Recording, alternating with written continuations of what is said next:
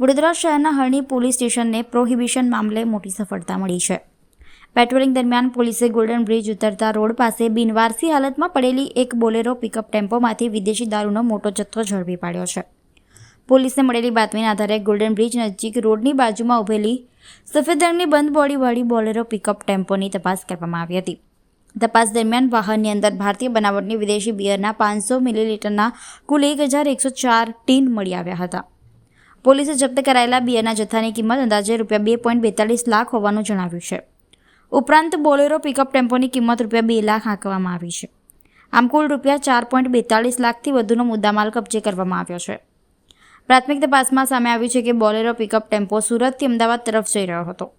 જોકે કોઈ કારણસર ગોલ્ડન બ્રિજ નજીક વાહન બિનવારસી હાલતમાં છોડી દેવામાં આવ્યું હતું. ઘટના સ્થળેથી વાહન ચાલક ફરાર થઈ ગયો હોવાનું પણ સામે આવ્યું છે. વડોદરા શહેરમાં પ્રોહિબિશન અને જુગાર જેવી અસામાજિક પ્રવૃત્તિઓ પર કડક નિયંત્રણ લાવવા ઉચ્ચ અધિકારીઓ દ્વારા આપવામાં આવેલી સૂચનાના ભાગરૂપે આ કાર્યવાહી કરવામાં આવી હતી. હરણી પોલીસે સમગ્ર મુદ્દામાલ કબજે કરી ફરાર આરોપીને ઝડપી પાડવા માટે વધુ તપાસ શરૂ કરી છે.